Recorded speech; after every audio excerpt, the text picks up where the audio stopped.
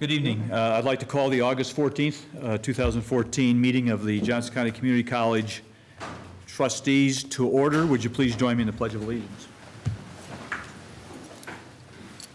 I pledge allegiance to the flag of the United States of America and to the republic for which it stands, one nation, under God, indivisible, with liberty and justice for all.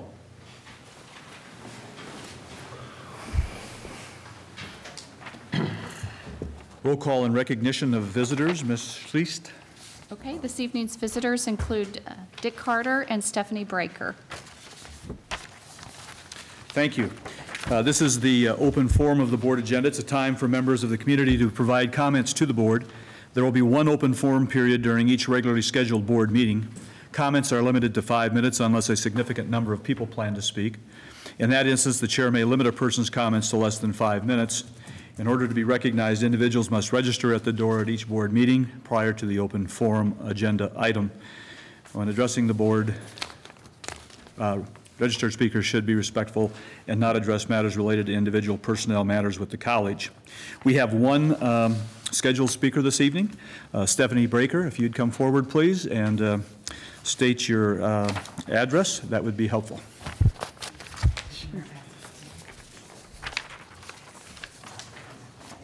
Thank you. Thank you.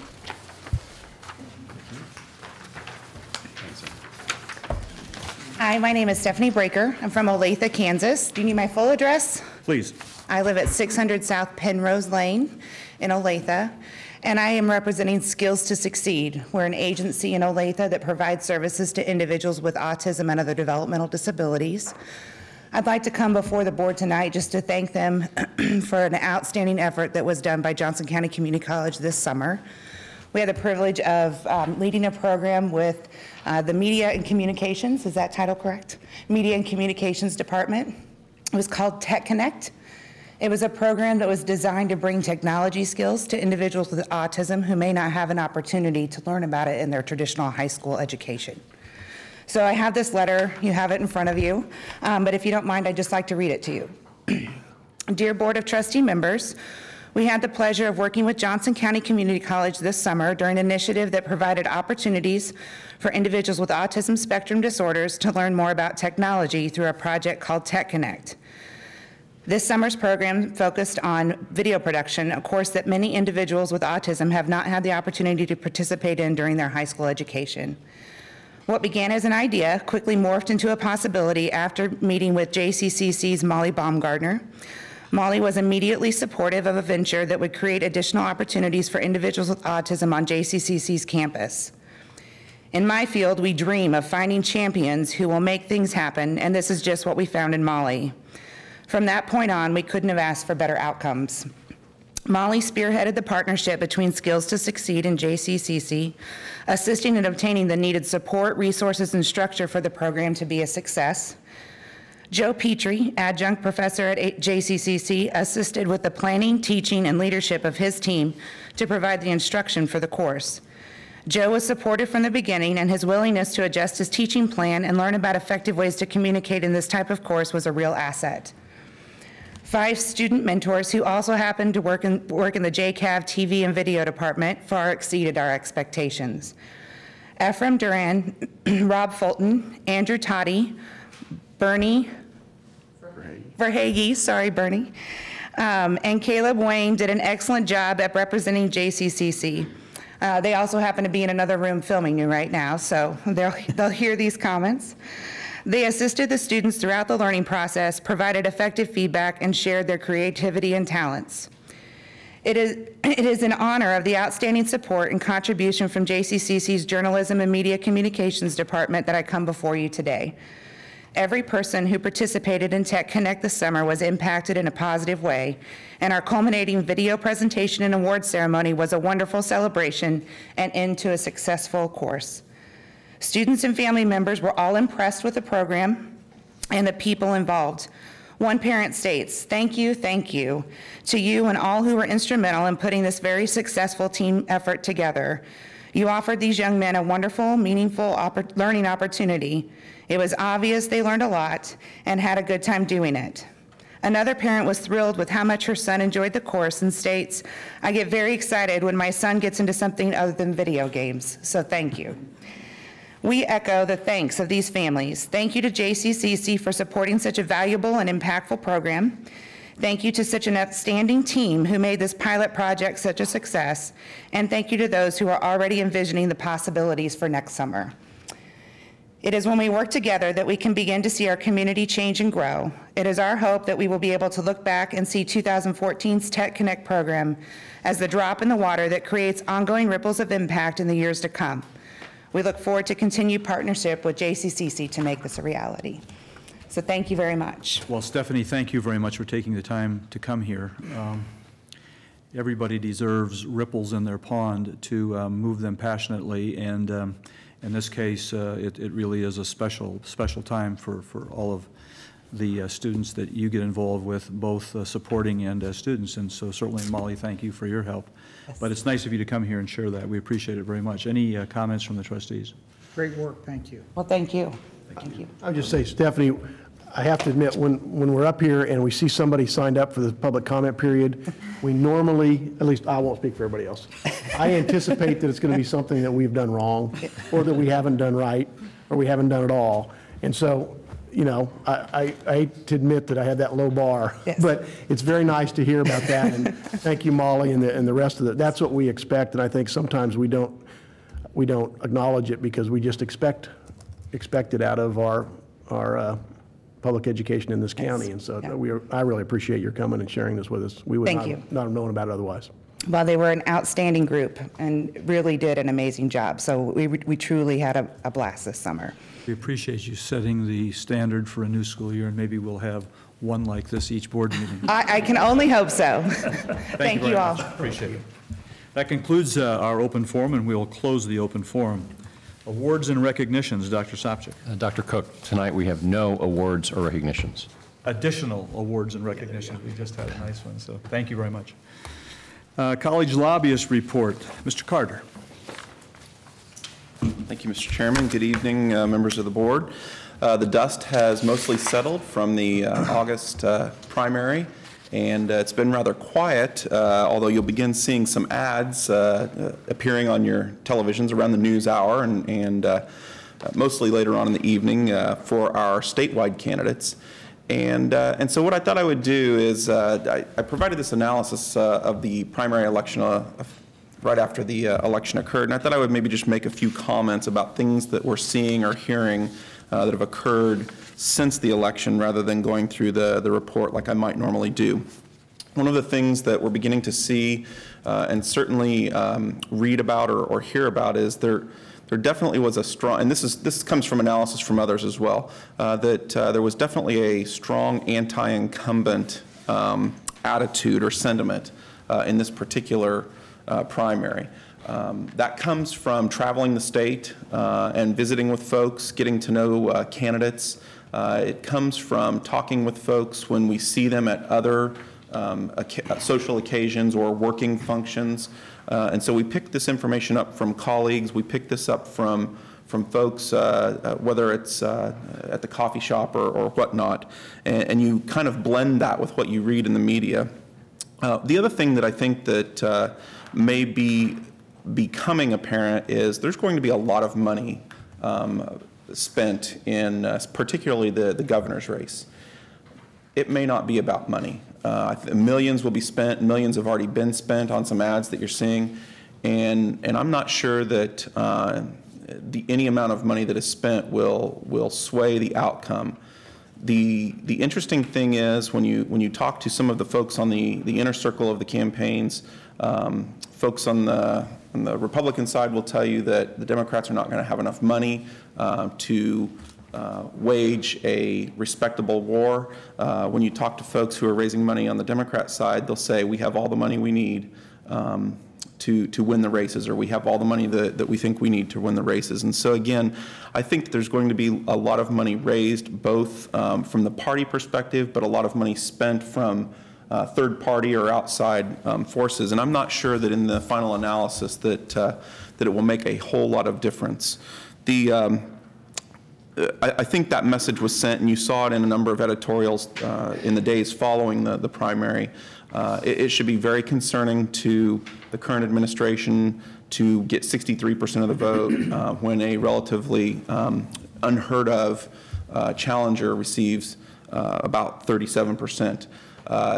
That is followed then by the next week by a poll that many conservatives or Republicans use, the Rasmussen poll, which puts the challenger about 10 points ahead of the incumbent. So there's things like that that are out there. You can take a poll for whatever it's worth. Polls are polls. They provide interesting commentary for folks like me who sort of get down in the weeds in some of this wonkish stuff when it comes to politics. But it's going to be a very interesting November. Certainly the governor has not been helped by some of the things that continue to make their way through the media. Again, just the day after the primary, Standard & Poor reduced, a second company reduced the credit rating for Kansas bonds. This is not just focused on the race for governor. The U.S. Senate race is going to be extremely tight. I think we've probably ferreted out any of significant races or challengers in the congressional seats. So I think we'll see the same. We'll see the same folks returning in those congressional capacities. But I do think that the folks running the Senate campaign are very concerned about where things might end. But again, in my analysis, I think that we'll see the same senior senator returning, being the senior over Senator Moran, serving Kansas.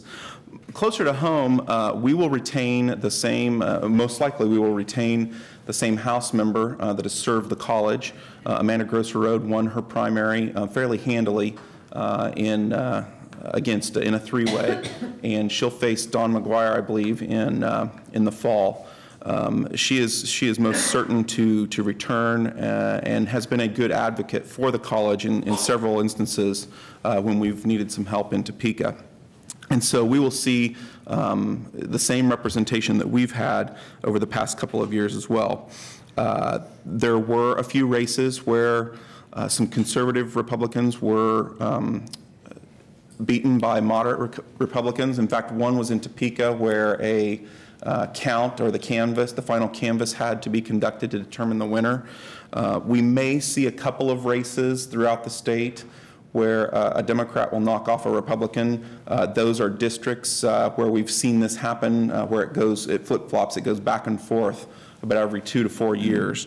And so the Republicans will continue to maintain a strong majority. They will continue to maintain a fairly strong conservative majority. But I do think you're going to see a bit of a different face on the legislature come January, at least as the House is, as far as the House is concerned. 52 seats are already decided, and so that's not quite half of the House members who are essentially done campaigning. But you'll see them out walking parades, and you'll still see some signs. Not much to report as far as intelligence on the new regions that were appointed. I make the comment because it's amusing to me that we now have 5 attorneys. You might want to rephrase that. We have 2 on our own. We have 2 on our own board of trustees here. Not much intelligence about the new regents members. That's what I have not gained much intelligence gathering. Information gathering. I will be happy to amend my words, but I do think that we'll get a sense as the board gathers for its retreat here in the next week or so, the direction that they want to see things going. Did that retreat occur this week? It was occurring this week, and so we will begin to see some direction from them as they begin to look at legislative proposals brought to them by the colleges and universities in Kansas. I think I would just conclude by drawing your attention to a piece that was laid at your place when you arrived this evening. You all know who Martin Haver is. He's been writing about Kansas politics for years, and certainly knows what he's talking about Rarely, he loves to speak in code. He has his own little language that he likes to communicate in. Rarely does he hit something as head-on as he did in this particular column piece that appeared in yesterday's Wichita Eagle. And so I just offer that for your perusal at whenever you want to take a moment and read that. It is telling about where we're going as far as the state budget is concerned.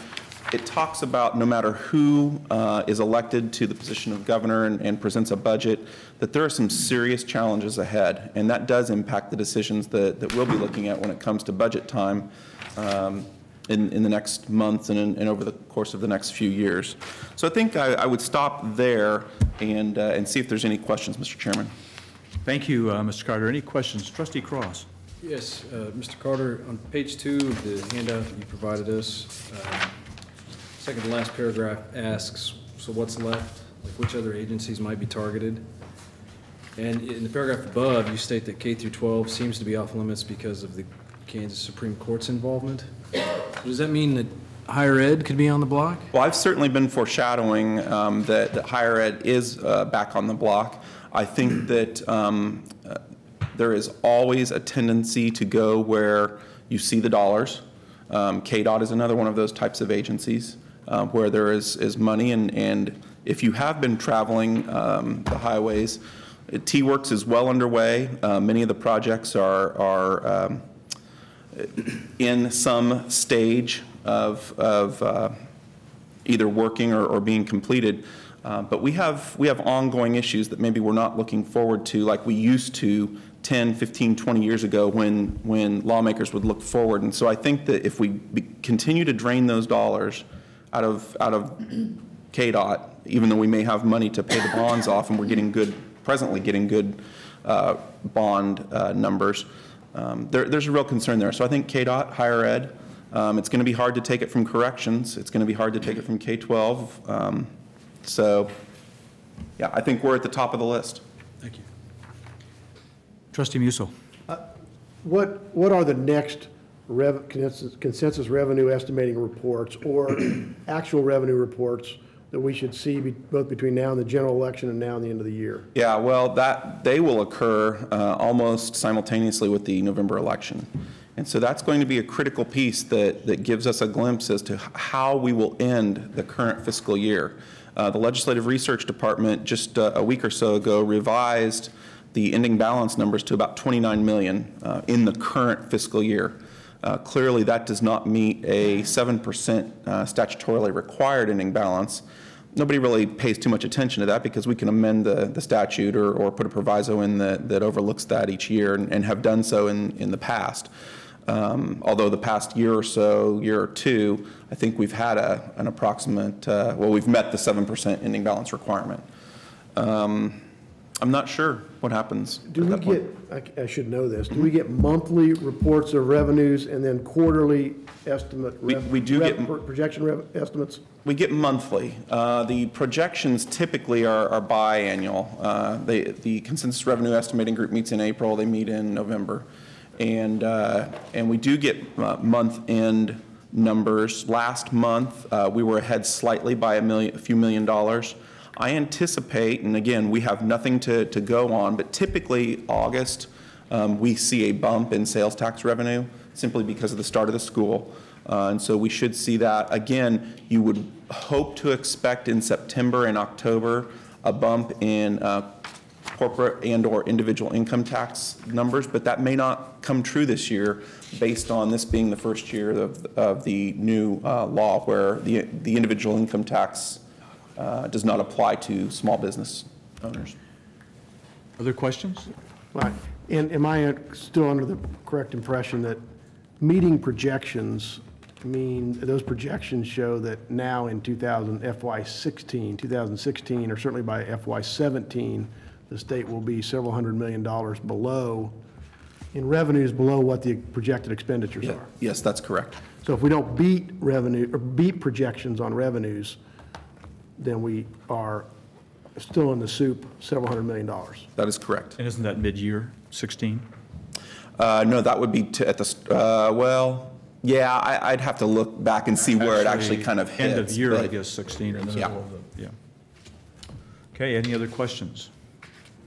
Trustee Cross, you ready for another one? No, I'm sorry. Thank you. Thanks, Dick. Appreciate it very, very much. This is the time for our 2014-2015 budget public hearing. And before we open it up to the public, I think it's important just to remind the listening audience and the public that the budget process is actually almost a year-long process. In fact, in October, we're adopting guidelines tonight for next year as to what those budget guidelines are. And then we have regular meetings throughout the year to get to the point where we are tonight. And a lot of people put a lot of time into it. And so it's not something that, while in a public meeting it might seem like it was approved in a quick manner, a lot of people have given a lot of hours leading up to this night.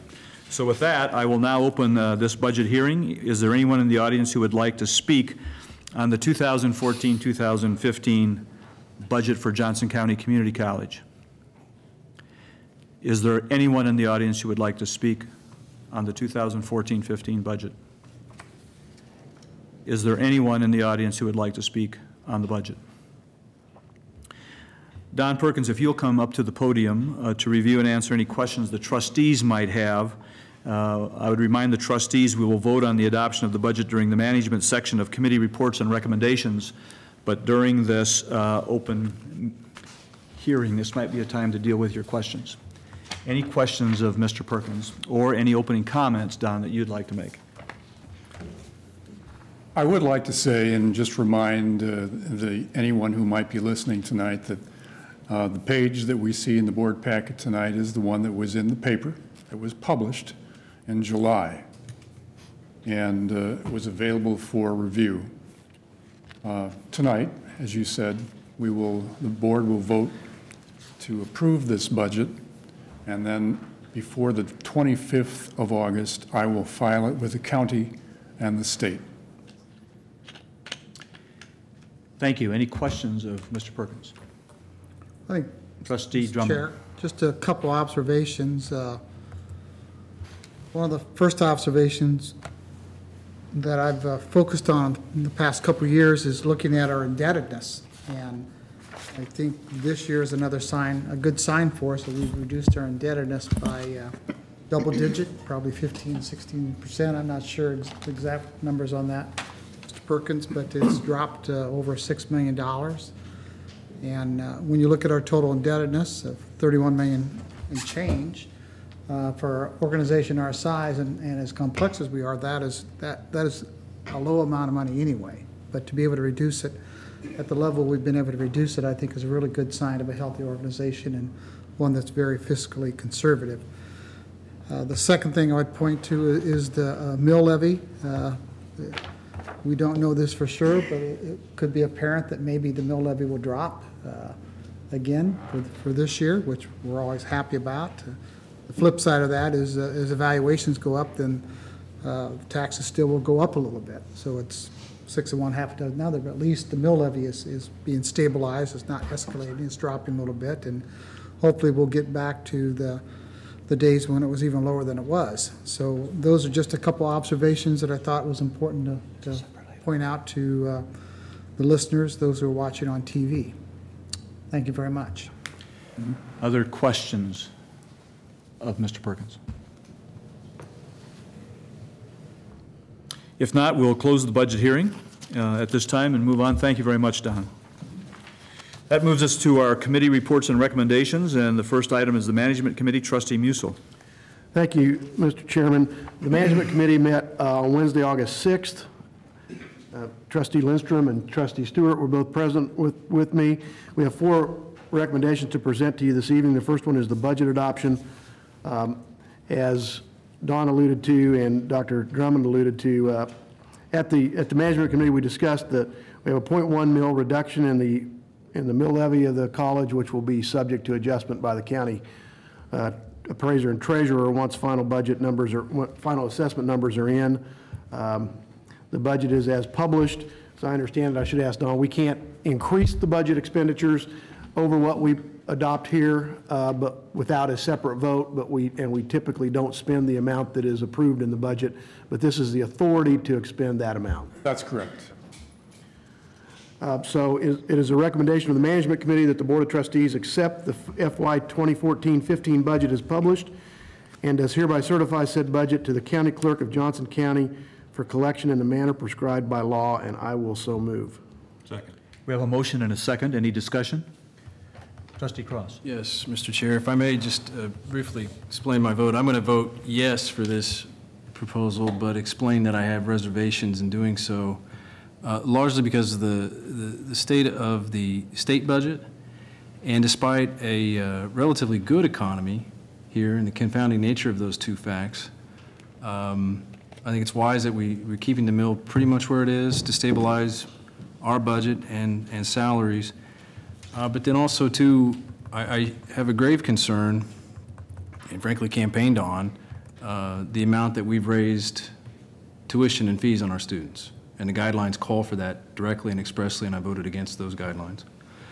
But nevertheless, I feel it's necessary to keep the college going. I have confidence in this board and its ability to dance to keep the college going and the political things that we do. So I think it's a budget to keep us going. I do have these reservations, and I thank you for the time to explain that. Thank you very much. Other comments? Trustee Musil. I look back at this, and the budget we produce shows the actual tax rate and the actual amount levied, i.e. the amount raised in taxes for fiscal year 13, 14, and the proposed one for 15. And in 2013, our property taxes raised a little over $66 million, if I'm reading that right. In 2014, we raised almost $73 million, and even with a slight reduction in the mill levy, we will raise about $76,500,000 this year, almost 5% more than last year in total revenues. That's a credit to this county and the growth that is done by the business community and the workers and citizens that are out there doing it. And we're the beneficiary of that. I think recognizing that and adjusting the mill levy, if only slightly, is the right thing to do, and that's why I support this budget. We hope that we can continue the growth in this county, which is really kind of unique in the state and in the area, so that we can continue to have that kind of assessed valuation increase and can keep the mill levy level or reduced. Can't always do that, but I think this year we're in a situation where we can do that, and so that's why I will support the motion. Other comments?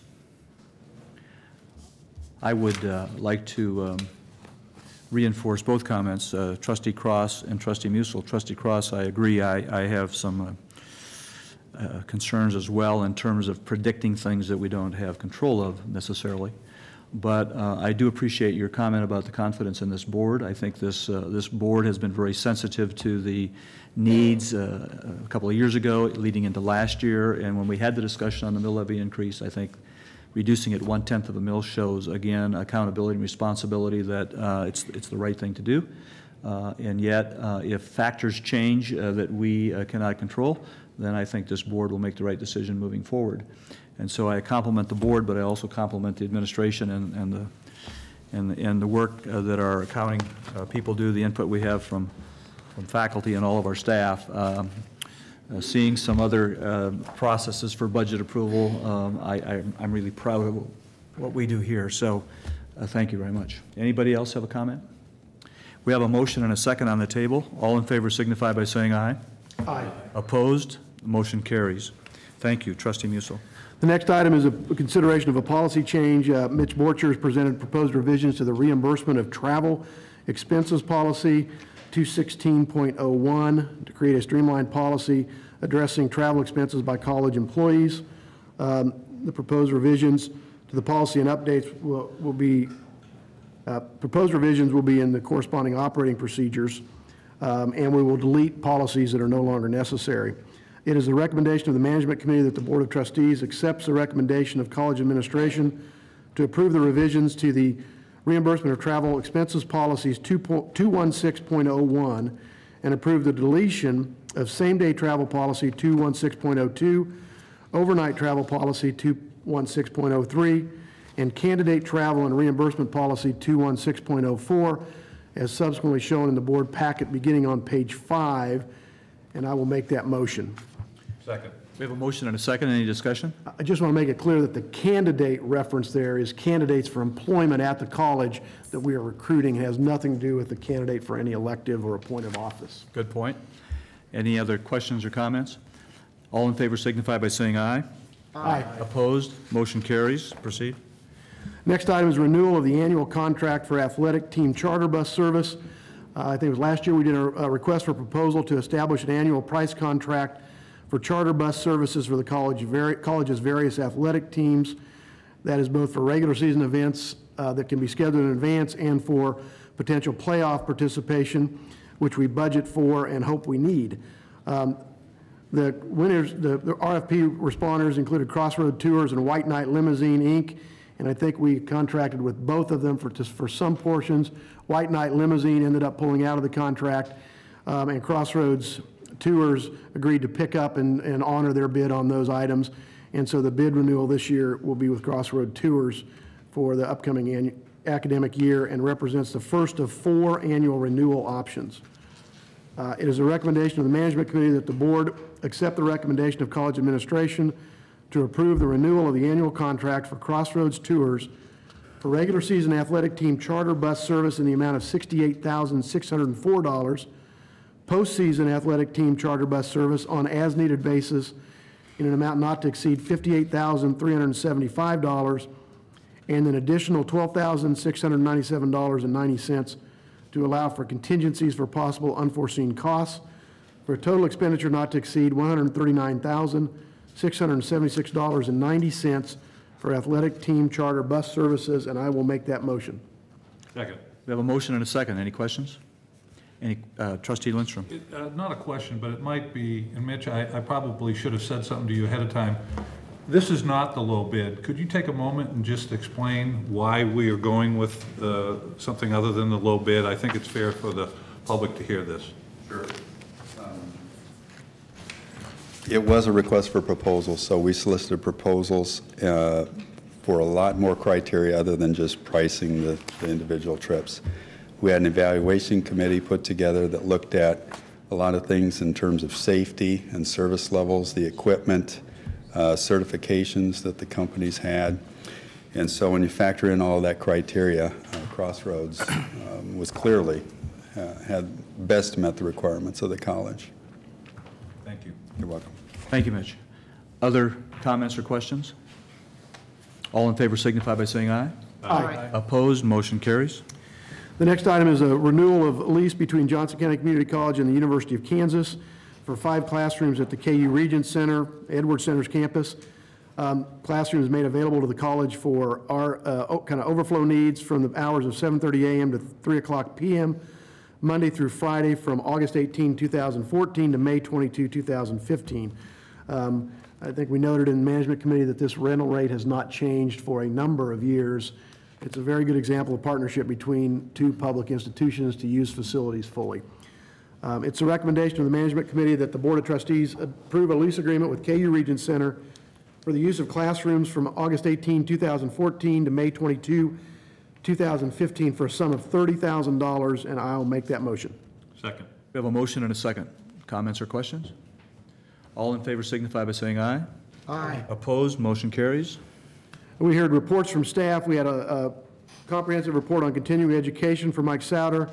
I want to commend him, Karen Martley, and their staff for efforts on program development and revenue growth. We're looking at programs that don't seem to be serving the community, and we can spend our resources better elsewhere.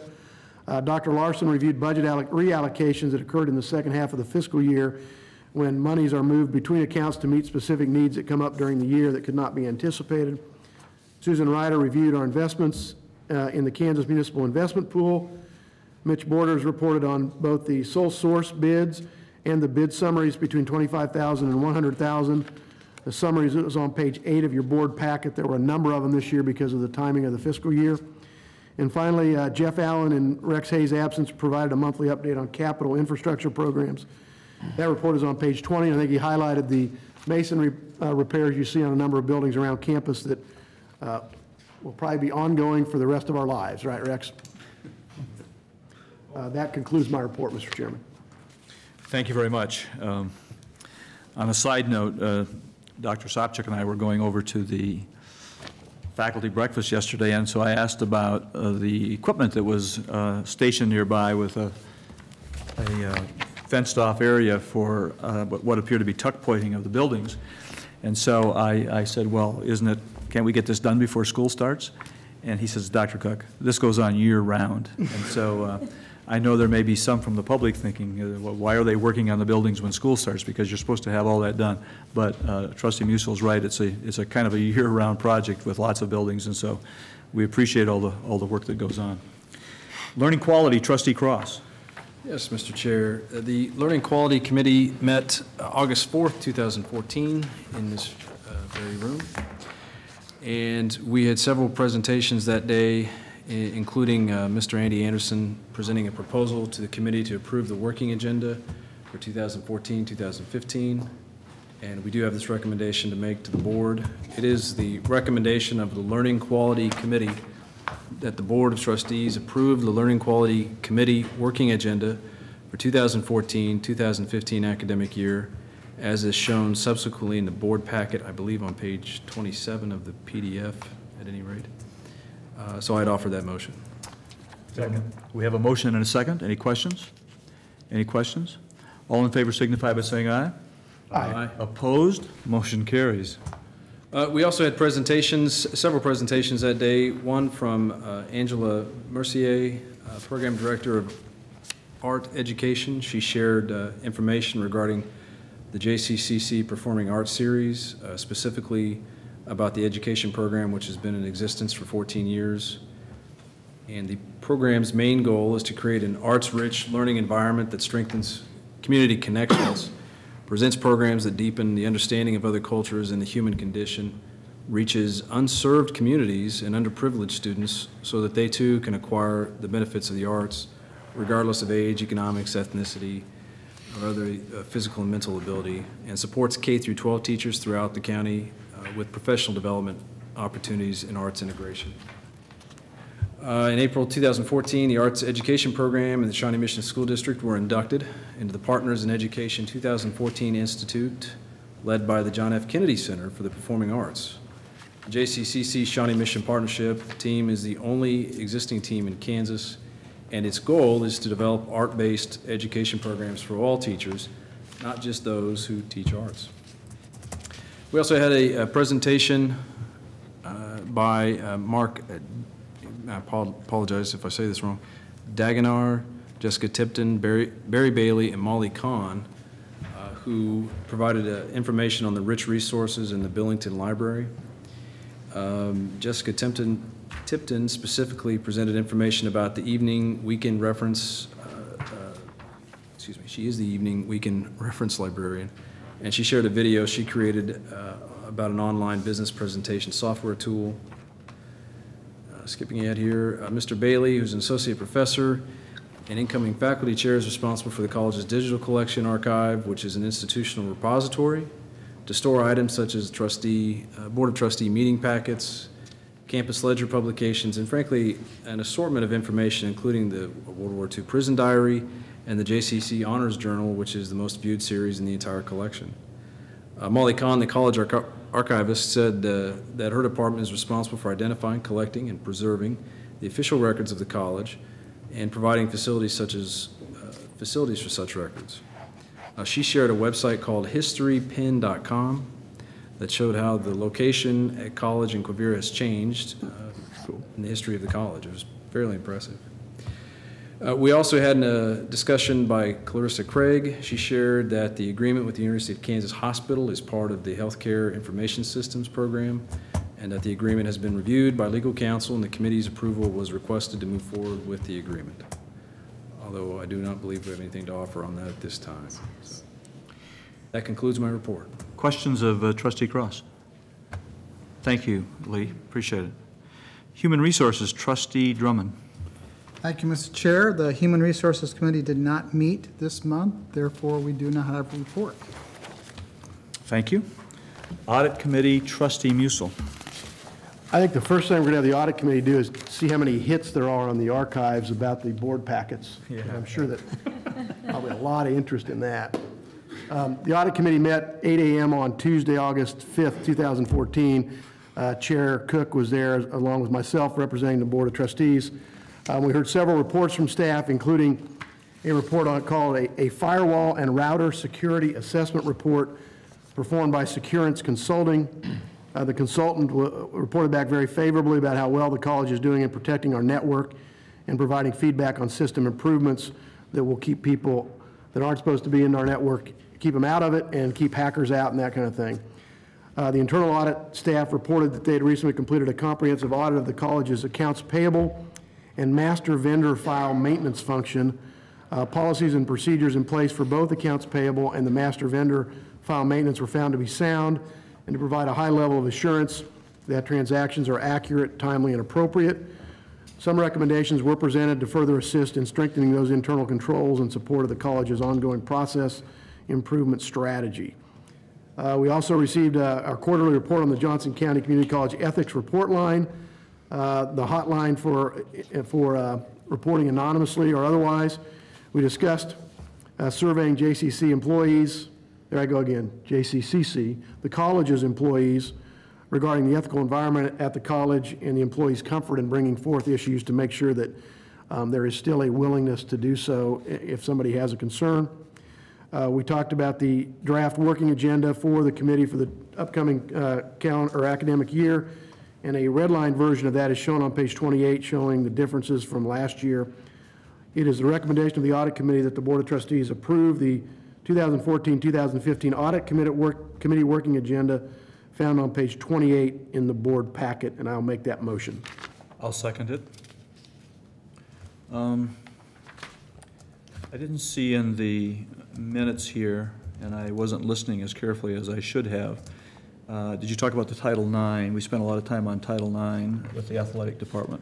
We did have a report that was done in an executive session, subject to attorney-client privilege, reporting on Title IX compliance and an assessment done by our outside law firm, Hush Blackwell. And I don't know if we can say much more about it than that, but we take that responsibility very seriously and intend to be in compliance with all aspects of federal law, including but not limited to Title IX. How about that? Is that okay, lawyer? I think what the public, what I'd like the public to know about that is that the consultant that we use works with four-year universities all over the nation, and was pleased to position Johnson County Community College as in the top 2 or 3 percentile of compliance, and so we feel very good about that. And when you have the programs we have and the efforts that go in, that's in this day and age very, very, very important. So I applaud the college and everybody that works with Title IX for that result. We have a motion and a second. Are there any further discussion? Trustee Musil? After the vote. Any questions or comments? All in favor signify by saying aye. Aye. Opposed? Motion carries.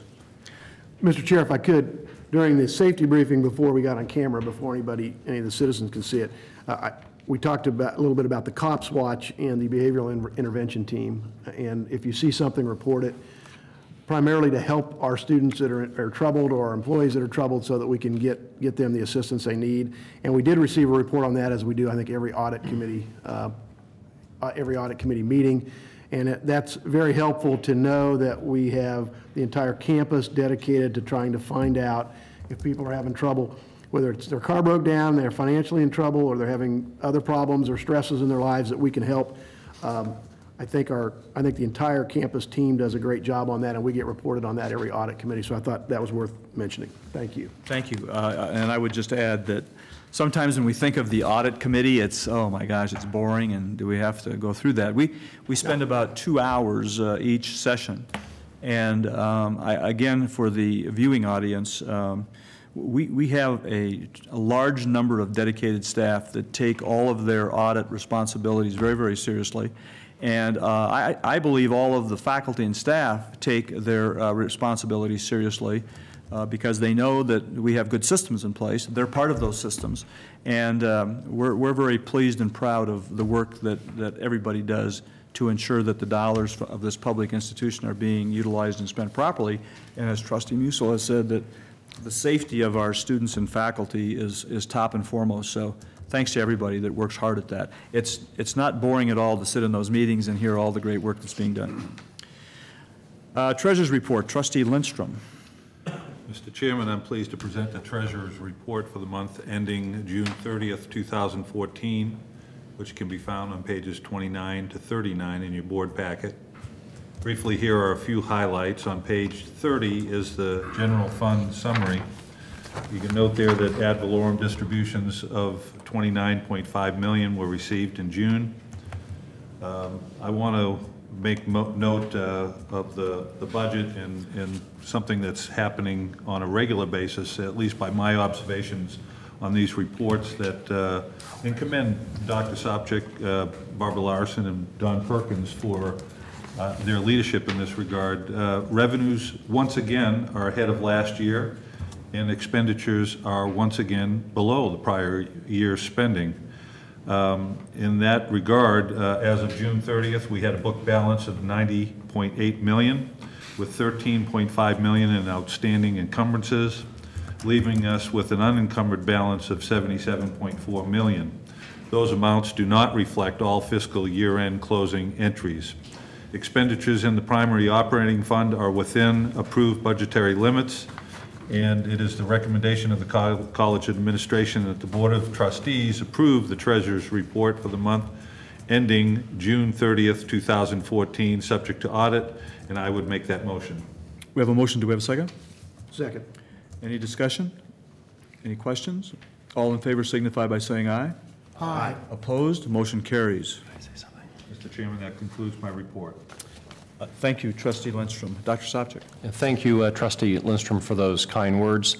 The fact is that the accomplishment of this budget, and when you look at those expense lines across the board, they are down from last year.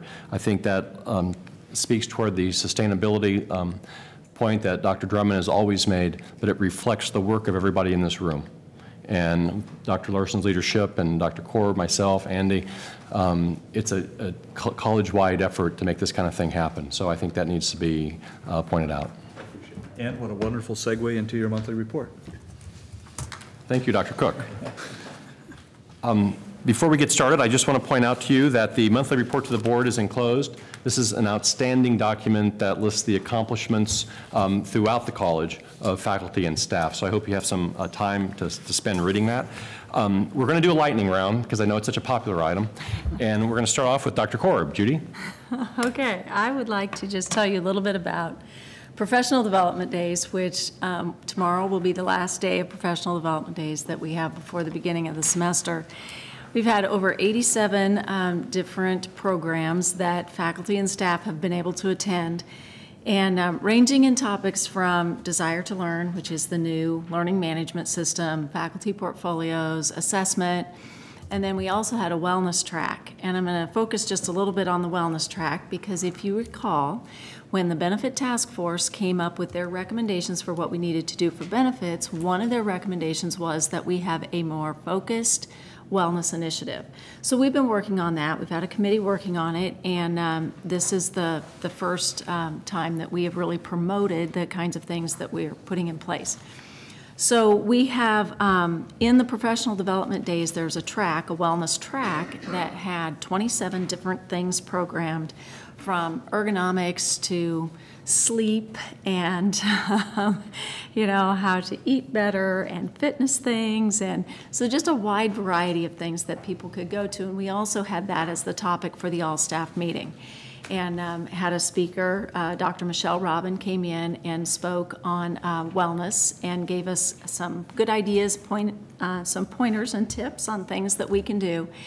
And I just want to say that we've had great participation in the professional development activities this week, and we've had some very good feedback about how appreciative people are of the kinds of things that we are providing and thinking about with regard to wellness, their wellness. And so we'll keep it up, and there'll be some ongoing things. There is at your place, there's a flyer that just kind of gives you an overview of the kinds of things that are available to employees. And although we had a concentrated effort during professional development days, there will be ongoing activities as we move forward. So I just wanted to make sure that you knew that we were following up on that recommendation. I feel better. Do you? Good. And you should. Thank you. All right, Dr. Larson. Thank you, Dr. Sopcich. Summer months offer some breathing room for many of us here at the college, but generally not for those in financial services. And as you know, our fiscal year ends on June 30th, and between opening up a new budget and closing out the prior year budget, there's very little downtime for financial services staff. So I really want to acknowledge Don Perkins and his staff for their work. We expect to officially close the books on fiscal year 2014 early next week, and I'm told that that's one of the earliest close dates that we've had, and that's due to their hard work, the folks in accounts payable, making sure that all entries are closed out in a timely manner. The external auditors were on site for preliminary work in June. They do some testing in accounts payable, in finance and financial aid, in grants. There were no preliminary findings at that time. And the auditors will be back to begin their work on the year-end financial audit on September 2nd, but we will have everything in order well ahead of schedule. That's terrific. Thank you. And Mr. Anderson, do you have a... I do, actually. I'm excited. We just received news yesterday, actually, from the Institute of International Education announcing that Johnson County Community College has received 8 Gilman scholarships. These are scholarships that award up to $5,000 to students who are Pell Grant recipients. So they have to actually be recipients of Pell Grants supporting international study abroad. This is the most scholarships, again, of any community college in the country. It's a couple times we've done that, and it's a remarkable accomplishment. Barb Williams works in the International Education Office and does a great job of working with students, coordinating those efforts, making sure they get the applications filled out correctly and appropriately. But to have 8 students provided the opportunity to study abroad is a remarkable accomplishment, and we're just very proud of the work they've done. Thank you, Andy. You know, this week before classes start is always a lot of fun, and one of the joys of working in education is that every semester is a new one. And so people are working really hard. The faculty's back. We're really excited about that. And I want to just especially recognize some people here. Last Saturday I was in the office, and Daniel Tamir, our lead custodian, was working really hard with the crew. And I go, Daniel, what are you doing? And he goes, we got to get things in shape because the students are coming back and they're our customers, and we really do want them to come back, don't we? I said, absolutely, Daniel. I go, that's a good idea. So, but it was really encouraging. And also, I want to recognize the faculty as they incorporate the new learning management system, D2L, into their day-to-day teaching practices. I'm sure that for the more technologically adept faculty, it's going really smoothly. But for some of us who are technology challenged, like myself, it's a bit more of a challenge. And so we have people who help us to make sure that we can get up to speed, and that's always very much appreciated, and they do a great job. Regarding enrollment, we have a reason for guarded optimism that some of the things we implemented for the summer that benefited the summer will work in the fall as well. And I do know that everyone is working extremely hard on enrollment, trying to grow our enrollment, and as those numbers become clearer, we'll be providing another report to you to give you the most recent update. This past week, the Kansas Board of Regents hosted a retreat outside of Topeka, and Dick had alluded to that. One of the topics discussed was performance-based funding. I attended the Tuesday afternoon session as a member of the Executive Committee for the Council of Presidents, and we participated in a very frank discussion with the regents regarding program articulation, not course articulation, but program articulation, general communication, and funding. On Wednesday morning, while we were focusing on wellness, Patrick Allison Rossell attended the presentation by Dr. Dennis Jones. Dr. Dennis Jones is a nationally prominent authority on performance-based funding, and the regents are using him as they look ahead trying to set this up. Performance-based funding is really becoming more the norm across the country rather than the exception, and this is being driven by state legislators who are demanding greater accountability from higher ed. It just doesn't impact community colleges or technical colleges. The universities are in this as well. It does pretty much what the name says it does. It links funding to performance, but most importantly, the performance metrics, what will be measured on, are most critical. A common metric is the number of credentials earned by the students, be they a diploma for graduation or a certificate for program completers. That's always one of the more common ones that's used. Our challenge is to do whatever we can to make sure that these metrics are fairly conceived, fairly applied, and ultimately produce the desired outcomes the state desires. At risk is our funding from the state, not all of the funding, which is in the neighborhood of 21 million, but certainly a portion of that, as these funds can potentially be reallocated from one school that fails to make their metrics to another that succeeds. So we'll be watching this whole process evolve very closely, and we'll want to be involved as much as possible. Here are some events that you might want to be aware of. At the next trustee meeting on September 25th, Patrick will provide the updated key performance indicators. These will be based on the progress that occurred over the past year in these key performance indicators. The top line results are encouraging and also point to the need for continuous improvement in these areas. You'll find it fascinating. On Wednesday, August 26th, this is a command performance for all of us as representatives from the League for Innovation. The site visit team will be here. I believe that dinner will be prepared by our culinary students and served in the Rainier Family Dining Room in the Hospitality and Culinary Academy. So that is Wednesday evening, August 26th. Next Friday, August 22nd, is the annual Harvest Dinner, which starts at 6 p.m. at the college. This event is conducted by the Center for Sustainability. It's a scholarship fundraiser, and much of the food is locally grown, and the chefs are local as well. For example, the appetizer chef is Chef Aaron Prater from our own hospitality management program. The entree will be prepared by Alex Pope, owner of the Local Pig in Kansas City, and dessert will be prepared by Lindsay Larrix, the owner-creator of Little Freshie in Kansas City. None of these restaurants which I've frequented, but I'm sure they're very, very good. The farm-to-table dinner will be dependent upon the harvest itself, but tickets are $50, and it's an outstanding event. If you could make that, you'd really appreciate it. Then after that, you can walk out of the Rainier Center, and we're going to have Kelly Hunt out of Lawrence, Kansas, will be performing in the Light Up the Lawn series on the lawn at Nerman around 8 o'clock. Last year, the lawn was packed. People were over the hills. It was a fantastic concert. Kelly is highly regarded, and there is considerable excitement about her playing at the college. She's produced 6 albums, and her latest is The Beautiful Bones. On September 10th, we'll do our strategic plan rollout presentation.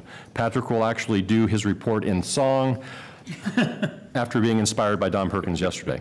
This strategic plan is a definite step in the right direction for the future of the college. On the 17th, September 17th, is the Foundation's annual scholarship recipient luncheon.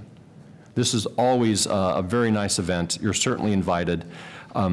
We may need to utilize trustees as live student interviewers. If you recall, Trustee Sharp and Trustee Musil performed the role last year.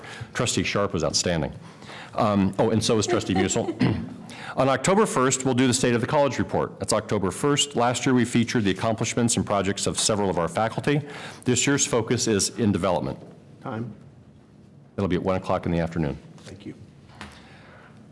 And lastly, when I was fortunate to go to Russia on that Fulbright, that mini Fulbright in 2009, it was fascinating when you'd go into a university or a college and to see how they featured their award-winning faculty and staff in very prominent locations in the college.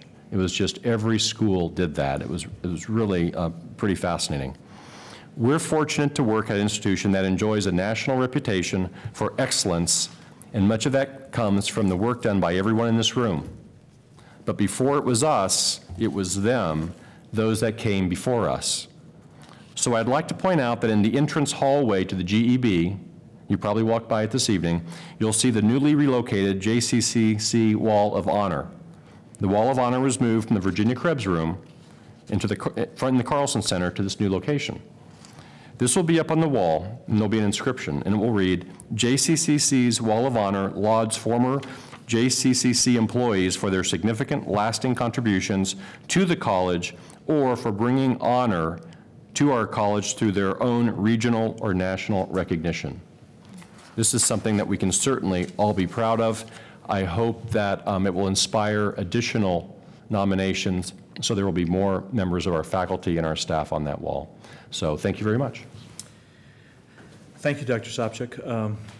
I would hope that all of you have the August 26th event on your calendar with the League. It's important for all of us to be there. For those of you that didn't see the faculty ceremony yesterday morning, we were honored by the return of the Smothers Brothers. Now, most of you are too young to know who the Smothers Brothers were, but everybody look at me. Dr. Sopcich and Don Perkins performed at a very high level on a guitar duet and encouraged some from the audience to go up and Which one was Tommy? Sing. Well, I'll let you figure that out. And sing about this college. So it was really a fun day. Dr. Korb gave a wonderful presentation on a personal example of wellness. And I just really, again, want to thank Karen and you, Dr. Korb, and the committee for the great work that was done to put all of that together. It was really a nice week. Do we have any old business? Any new business? We'll go to reports from board liaisons. KACCT is first. I would say that we've had a nice opportunity this summer to bring together the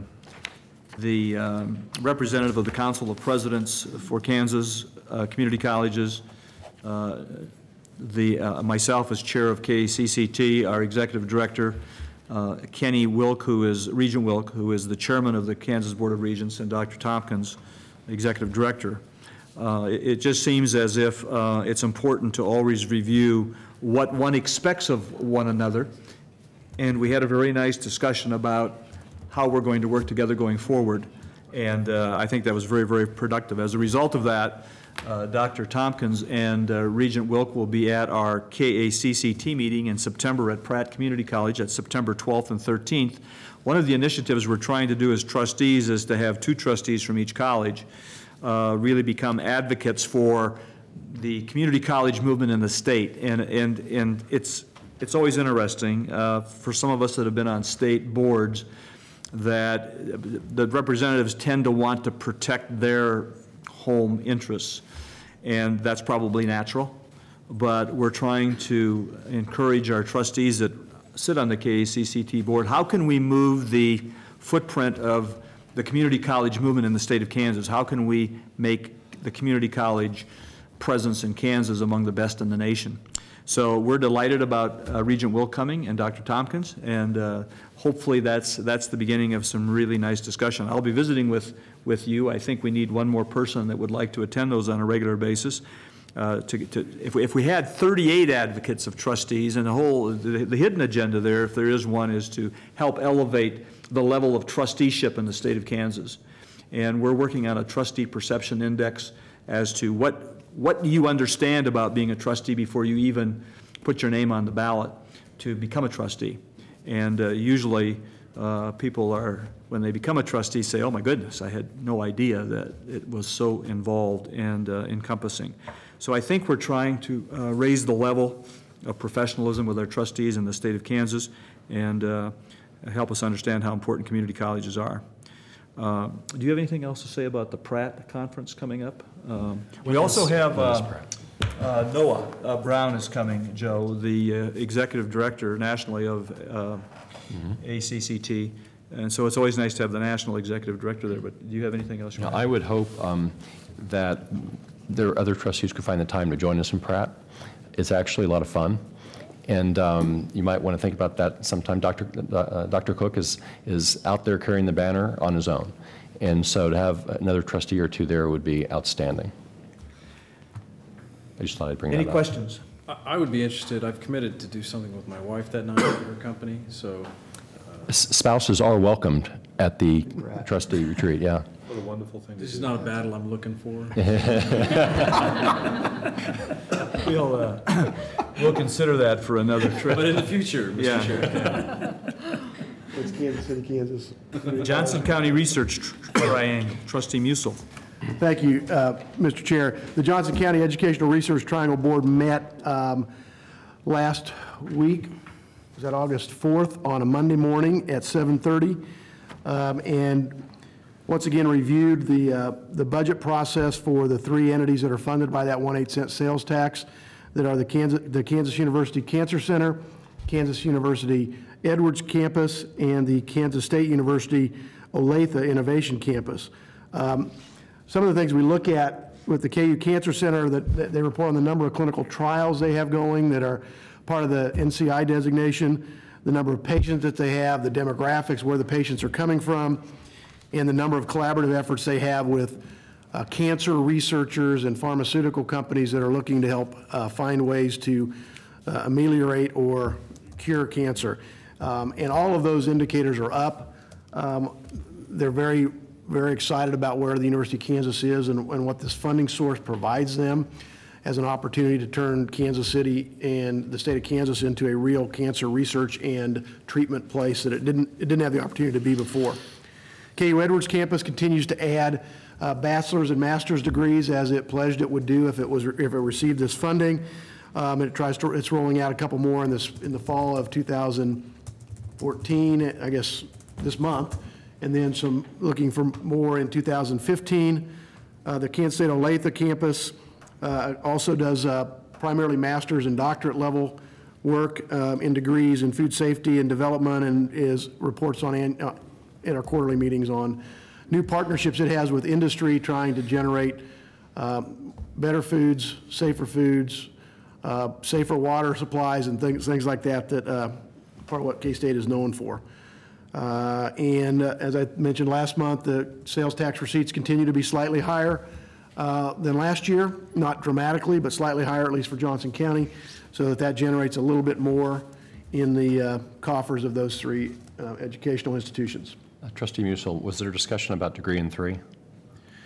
There was not a discussion of degree in 3. Okay. Being you have raised that, would you like to give a 30-second commercial? I was going to defer that to Mr. Anderson. Thank you. Actually, it is an exciting opportunity. We've been working much more closely with the University of Kansas over the past, actually, year and a half.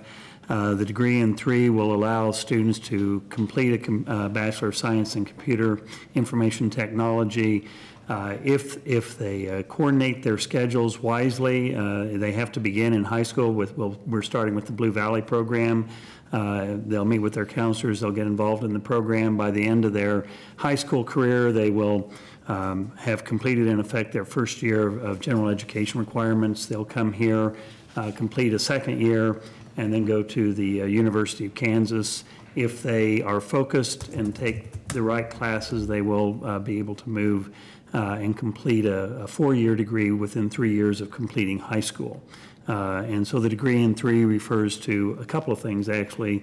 Being able to complete a degree in 3 years out of high school, and actually we're working with 3 institutions, Blue Valley, and actually other high school students in the area can participate, and also Johnson County, and then the University of Kansas. So we're excited about that opportunity. Good, thank you very much. Thank you.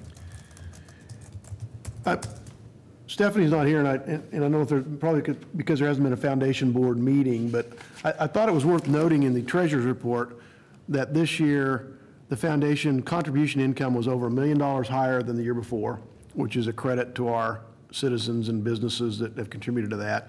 And that, to remind everybody once again, for the first time we were able to give more than $1 million in scholarships, and we can't do that without everybody out there on TV contributing to that and supporting the college. But those numbers are very impressive.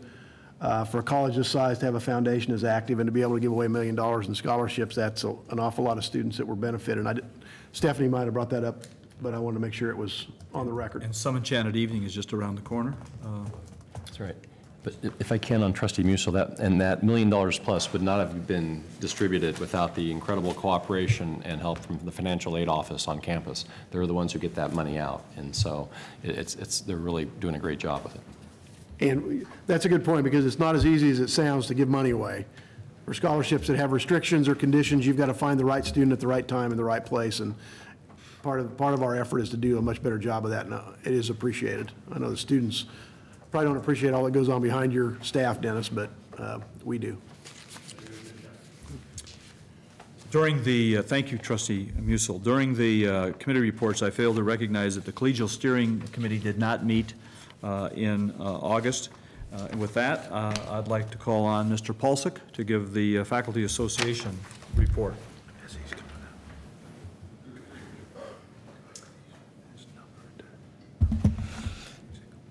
Are you so smiley because the week of activities is about over, or you've taken these wellness courses and you're really feeling good? Well, I'm walking, I'm sleeping, I'm drinking lots of water. It's been very helpful.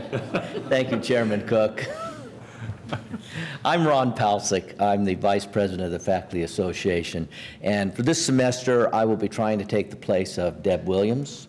I tried a joke in the Faculty Association meeting. I'll try it here. Her shoes are going to be very hard for me to fill, literally and figuratively. But I'm going to have a very short report tonight. The faculty is eagerly preparing for the start of the new year. We're really excited about everything that's happening. We're under and very excited working with Dr. Sobczak and as his leadership and his staff. With the staff, the administration, all of the Board of Trustees, I think we're going to have a wonderful year. We can feel the excitement in the air throughout all the presentation days, the professional days. We're preparing to return with our students and learning the benefit of a healthier staff, college-wide, as well as Chairman Cook's opening remarks at the all-college meeting, and that was very inspirational. I want to thank you.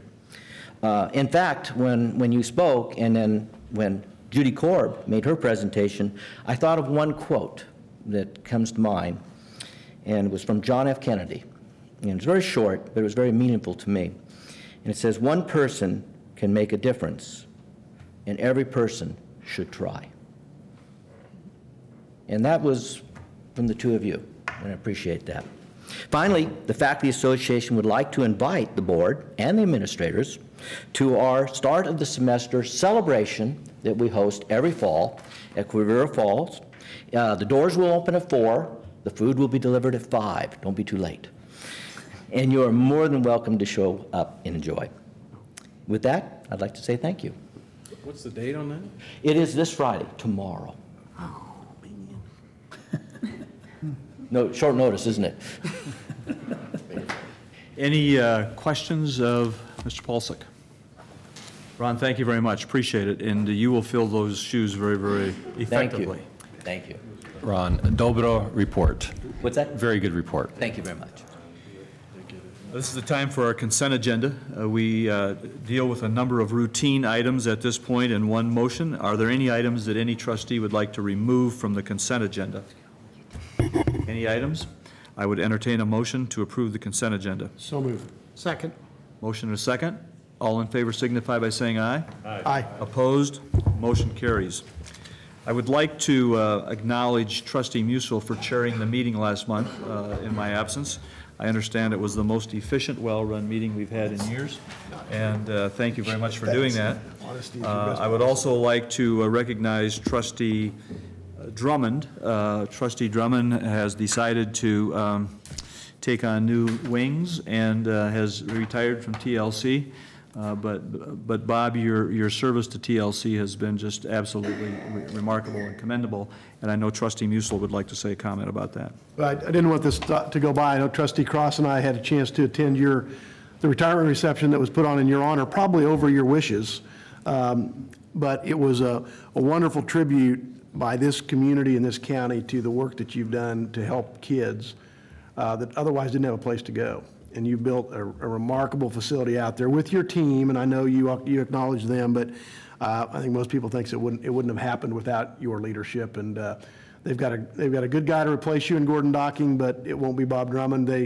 One of the gifts they gave him was a wrought iron bench with a boy and a girl sitting there reading a book. Perfect example of the kind of things that I think you and your wife have stood for at Kids TLC. So congratulations. Thank you very much. Appreciate it.